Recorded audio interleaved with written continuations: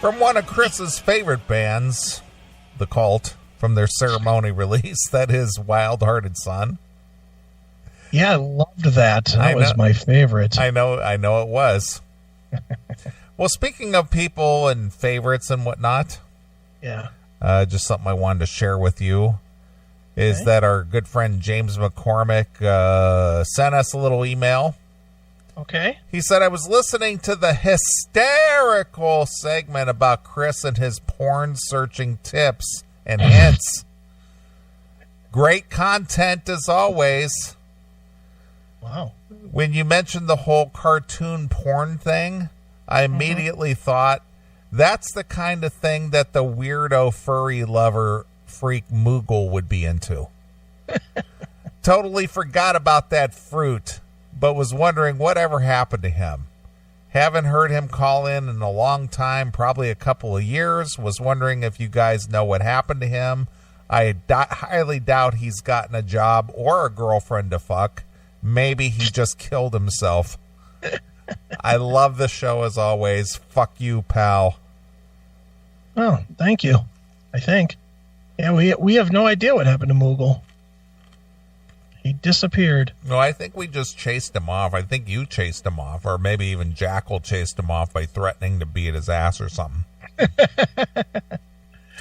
Well, could be. He was a piece of shit, that's for sure. Yeah. Did you hear the latest public announcement that our fake producer Wheezy had put together? No. Check this out. On your feet or on your knees. The following is a public service announcement from the classic metal show. John Rufo is a liar, and Tim James sucked a dick, and Moogle is a bum. Neeley is right. You will get AIDS. Hail and kill. Fuck you, pal. Hand job.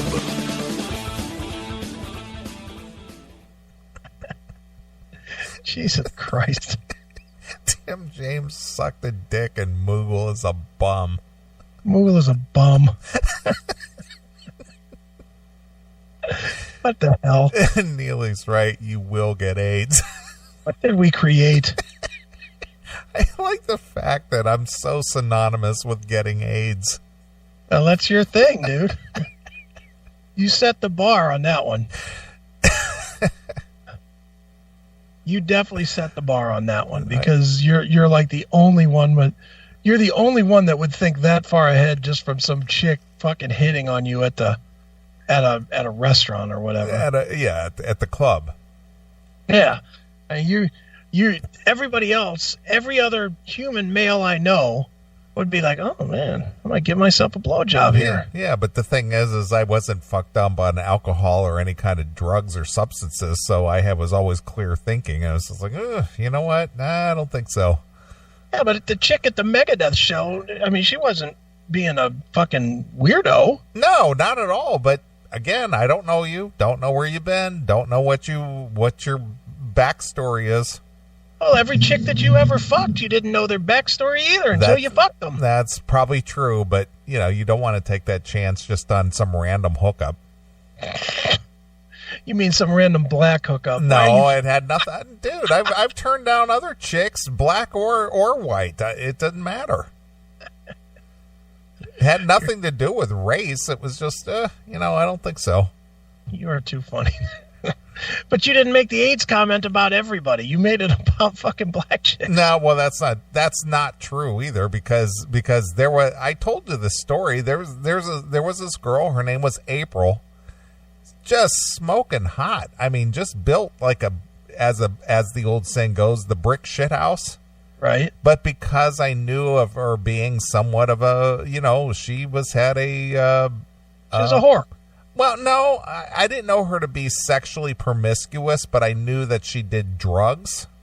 Okay. And, that was one of the factors. It's like, and she was after me big time. I was like, no. It's like, I don't know what you've done. I don't know where you've been. I know you're a high risk person. It's like, no, I don't think so.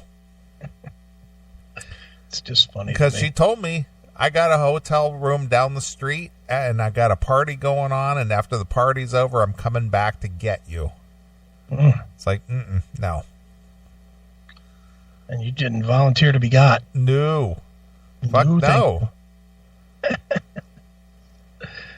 It's just funny. You're just so you're so like in the second you're already there, where you don't allow yourself to have even the thought of a impropriety. I mean, honestly, you're that guy that like some chick, some hot chick just fucking comes up and is like, you're at a party or something. Yeah. And so she's a drunken fucking fool. Mm-hmm. And you never once have that thought of, maybe. No. Wouldn't mind just fucking taking that in the back room and just getting a quick nut. Nope. You never have that thought. Never. And that's fucking hysterical to me, because everybody else does. And I'm right on that too. I know for a fact that every other male person has that thought. You are all alone in that, my friend. Maybe not all alone, but in this audience, you are all alone. Mm-hmm. Which it's just, again, I'm not judging it per se. I think you are, dude, and you're hurting my feelings. Really not. I'm really okay with that you're fucking way more responsible. That's why you've made it as far and you've been as successful as you've been. Yeah. Because you've been able to avoid every pitfall that us fucking low-life scum fucks. Well, the thing is I have to credit my parents for that, because they drilled that into your head, and it's just like, yeah, that's not the way you act. Yeah, my parents did too, right up until I stopped listening. But you were always a rabble-rouser, though. Yeah, but it certainly wasn't my parents' fault that I fucking was. They were constantly like, you're going to fuck up your life. You're going to fuck up your life. And sure enough, I fucked up my life for a while. But, right. there's no stopping most people. That's what I'm saying is most people way closer to me than you. Probably. I would agree. I may do it too. I may do everything that I do to the extreme level, but most adult men are way more willing to take every risk possible for the fun factor. I don't want it to just say, pussy or whatever. Yeah. But whatever that fun factor is, most men, white men, which is, all I can judge on, are much more willing to smoke that marijuana, do that line of coke, try that meth, drink that drink, fuck that chick that they barely know, take that blowjob behind the fucking bar, whatever it is. Most white dudes are going to do that in a minute, where there's no amount of pressure, there's no amount of this night is going so well this could happen that would ever happen for you. You're right. Ever. You're right. It's uncanny to me. It's unimaginable to me that you just flat out. Is there ever been? And I'm curious on this. And it doesn't have to be sex or drugs or anything. It could be whatever it is. Has there ever been a temptation that you fell for? A temptation? Yeah. Eating a whole cake. Or just, you ate one piece of cake. It was so fucking good, you just sat on your bed and ate the whole fucking thing. No, I've never done it. And I know what you're saying. That anything. Have I gone against my better judgment just for self-indulgence? Yeah. Have you ever had one glass of wine and we're like, you know what? I'm going to drink this whole fucking bottle tonight. Just because. I know I shouldn't, but I'm going to. If it's happened, it's a rare situation. That's amazing to me. Yeah, but the thing is, dude, and I'll tell you the reason why. Mm-hmm.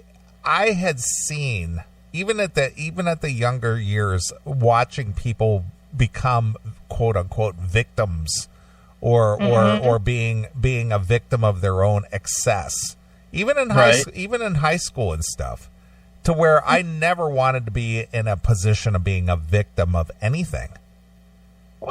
Well, okay, but do you assume that those of us that run wilder and more free do want to be victims No, of shit? I don't think you want to be victims, but you sometimes become a victim because of your excesses or your loss of what do you want to call I don't want to call it consciousness, but your loss of control. Yeah, your loss of control. Absolutely. You do. You lose control. Yeah. See, I can tell. I can't speak for everybody on this, but I can definitely speak for me on this. My attitude from day one, when I was fucking 4 years old or whatever, and I broke my teacher's arm with a fucking hit. I threw a chair at her and hit her and broke my preschool teacher's arm. True story. My attitude was always, I know what the consequences were, and I'll deal with it. I never did anything where I thought that the consequence would be worse than that I wanted to deal with. Mm-hmm. So I never killed a person because I never want, one of my big fears is jail. So I never did anything that would ever get me long-term jail time. Yeah. I never trafficked large amounts of marijuana or coke or anything like that because I knew that the jail time outweighed the fun of it. Right. And the same, unfortunately, I guess, when it came to chicks, when I was banging chicks as much as I could possibly bang chicks, I didn't have that fear. Life was not even a fear for me. Losing my life to a disease, please. Dude, the only thing I saw around me was dudes getting the fucking long needle to fucking deal with their, whatever they got, syphilis or whatever. Their gonorrhea or their chlamydia or whatever it was. A clap, basically. Mm-hmm, yeah. And I actually had it in my head. I'm not going to say I never thought about it. I did think about it. And I was like, I could take a needle up my dick. I really thought that through. So you're a risk for reward guy. I absolutely am. Yeah. So the thing is that I do assess the risk, and it's just like, you know what? It's not worth it to me to do that. Yeah. But I mean, I just know, and I specifically remember that thought when I was in Korea and trying to do math and everything else with it. I was like, you know what? I could probably bang out at least 20 girls unprotected before I'll get the clap. Worth it. It's a good trade. Right. It's a good trade to not wear a condom. And that was the thought. That literally was my thought process. It wasn't educated. It wasn't right, but it was my thought. You, from this, when you were young, you were always like, I just don't want that hassle. Yeah. I'm not going to fight this kid at school because, I know I'm going to go home and my dad's going to kick my ass. He's going to fucking throw my shit away or he's going to ground me or what. And I don't want to do that. Yeah. Where I went into some things going, all right, well, I'm going to do this. And I know it's going to be 2 weeks grounded. And I know my dad's going to come in here and he's going to smash these record albums. So in my head, and this is no lie, because that was one of my dad's things that I took from him because I did that with my kids with their fucking Xbox. I smashed shit when they wouldn't fucking listen to me. And my dad taught me that by breaking up a bunch of my record albums at one point. And I remember thinking, I got in a fight with this kid at school, Robert Lujan. I still remember it because this kid beat my ass too. That's one of the reasons I remember it, because he beat my ass. But I remember I went to school, it was at a dance, and I knew I was going to get in trouble. I knew I was going to come home and get it from my dad. And I literally thought about, I have a check coming from the church that I work at in like a week and a half. So right about the time that I get ungrounded, I'll have that check and I can replace anything that he breaks. And I thought that through before I went to school to have that fight. And then I went and had that fight, and my dad just took my out. He didn't break them this time. He just took them, and I don't know if he threw them away or what. I never got them back. But, right. But like clockwork, I assessed what was going to happen. It sort of happened. I got paid. I went and replaced everything that he took. Had to get that condition critical back. So funny. It's just funny that we're on such different planes. Yeah. And yet somehow we get along. Imagine that. I mean, I thought that wasn't possible in 2019. Yeah. Well, we had a good teacher in the 90s, Rodney King. Can't we all just get along? Taught us well. Yeah. Rest in peace. Yeah, exactly. How fucked up is that guy that died in a pool? Yeah, what a mess. He made $1 million taking a 90-second beating? Would Chris Aiken have taken that 90-second beating if he knew he was going to make that kind of bank? Fucking right. I know I'm going to get my ass beat by 6 cops, but, you know, if I come out of this and I can sue for, you know, X amount of dollars, I'll take the beating. Yeah, I mean, I don't know that I've ever been beaten that much, but I've been beaten before, and I sure didn't get even fucking a tenth of his. What do you get, $2.3 million or something? Something like that. Yeah, I'd take which at that time was a real fortunate. Yeah, for that kind of a beating, fuck yeah, you'll heal. Dude, when I punched the cop in Kent, and I've told that story before about nickel beer night and blah blah blah. Those cops beat me. They handcuffed me and beat the shit out of me with their clubs. And I went to court the next day and I couldn't fucking see because they beat my face so bad that my eyes were swollen shut. I mean, literally, it was Rocky style. It was really Rocky style. And I didn't get shit. You know what I got? I got told not to come back to Kent for 2 years and a $600 fine to pay for somebody's teeth.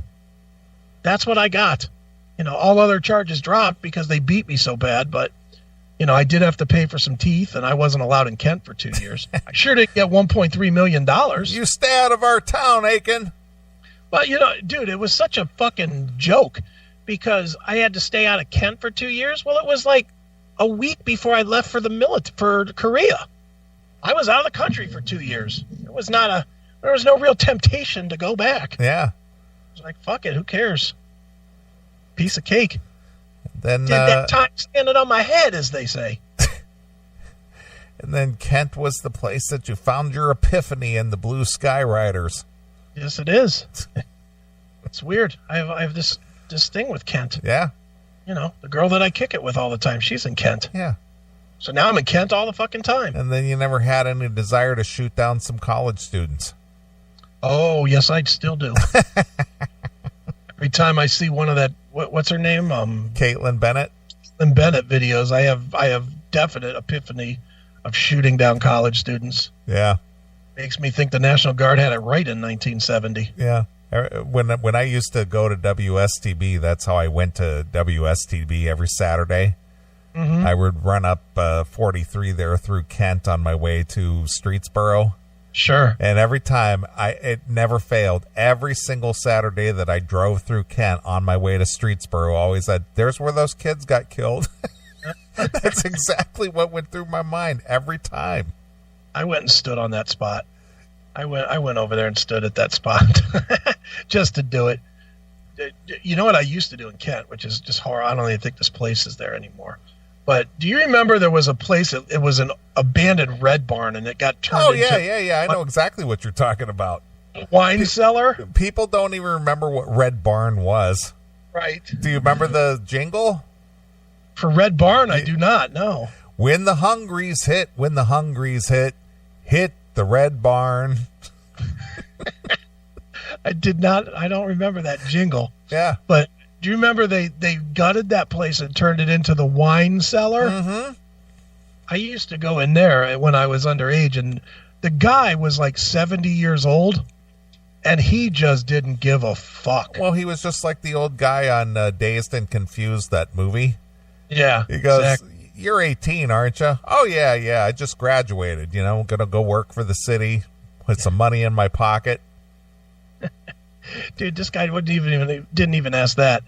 I mean, I clearly looked like a 15-year-old. I was going in there just buying wine or whatever. Yeah. He just wanted his $15 or whatever it cost. Back then, it was probably like $5, for whatever rot gut wine I was drinking at the time, Boone Farm or whatever. But he would sell it to me. I loved that place. And it was right across the street from there was a little video arcade across the street. Right. And that's what we would do. We would go play videos like all day, and then we would go across the street, get a bottle of wine, and then we would walk home. We had to walk. I lived over there on off of Pleasant Valley Road there. You know that. I do. I know people don't get this, but I lived like right on the border of Kent and Streetsboro. So from there, from 43, was that about 2.5, 3 miles? Probably. Yeah, about that. That's what we would do. We would walk in the morning over, because, walk or take our bikes. And we would go to the arcade. We'd play video games all day. And then we would grab a bottle of Boone's Farm or whatever. And then we would go about halfway to the golf course. And then we would go out in the woods and hide in the golf course and get all fucked up drinking the wine. Then we would stagger our way back to my house, and then the other kids had to get back to their house, which was even further away. But for me, I'd be like, all right, I'm very tired from playing video games, Mom. I'm going to go take a nap. Yeah, you stink of booze, son. No, Ma, it's sweat. Yeah. It's sweat. It's so funny. Such a lying dummy. Because sweat smells like fucking Boone's Farm rot gut wine. Yeah, it smells like sour grapes. Yeah, sour strawberry wine. So good. Did you ever drink Boone's Farm, or were you never that classless? Dude, I didn't even drink until I was 26. So, yeah, you heard about it enough to say, I'm not drinking that swill. I knew what it was. I saw the bottles in the ditches, right. Because we used to have ditches out where I used to live. And there'd always be beer cans and wine bottles and all kinds of shit in the ditch because people would be drinking and driving and toss it out the window. Of course. Can't say I ever did that. Yeah. I mean, that was something because, I used to just, walk along the ditches and pick up all the cans and bottles and stuff and turn them in. Right. And, there'd be shit tons of bottles and cans and stuff in the ditches. Friday night near a college or whatever? Yeah. Everybody's pitching it out the window. Everybody's pitching it out the window in a college town. That's for sure. Yep. Dude, what about Mad Dog? Do you ever drink it? Never. Never drink Mad Dog? No. Night Train, Mad Dog, Boone's Farm, nothing. Mad Dog was the worst of the bunch. Of the three you just listed, Mad Dog was by far the worst. Oh, that stuff. Although, when we, meaning me, John, Stephanie, and Scotty, drove up to Wisconsin to hang with you at the Doc and Van Halen thing. Dude, do you believe that's been 5 years ago already? Believe it. It's crazy. When we did that, we stopped at some gas station somewhere. And Scotty bought some bottle of something. I don't know what this shit was. It was allegedly some kind of alcohol. But I took the smallest mouthful of it, because it was before we got to Chicago. And I didn't even want to be buzzed up a little bit going into that Chicago traffic. I just knew, dude, that traffic is brutal. Oh, dude, I faced it yesterday and this morning. That's what I'm saying. The last thing you want to do is not be familiar with it and be buzzed up a little bit. Yeah. You will wreck. So I just took a little taste, and this stuff, it was like poison. And it was literally like poison. And John and Scotty, both, Steph wouldn't drink it. I took a mouthful. And those two were doing the thing where they were forcing themselves to drink it and making the horrible faces and talking about the whole, this is awful. Taste this. Yeah, this is the worst. I can't fucking take. Well, maybe one more. Maybe one more. It was hot. Wasn't even cold. They like took it off of a fucking shelf next to the goddamn hot dog roller thing. So it was all hot. It's like, what are you guys doing? You're drinking fucking coffee heated fucking shit. You're drinking hot wine. Yeah, it was awful. It was the worst. I don't know what that shit was called other than, I don't know, goat's cum or something. It was, well, you said it was poison, so I figured it might have been Brett Michaels' jizz. So you don't want it. Yeah. Jesus Christ, it was fucking terrible. But they drank that whole bottle down. Of course they did. Well, they weren't driving, so why not? Yeah, exactly. Yeah, just get me in trouble if I get pulled over. Yeah, of with course. An Ohio license plate going into Chicago. Yeah, it's easy just to sit back and drink booze while somebody else is driving. Yeah, smart. Because cops never stop the guy with the out of town plate. No, never. Too funny.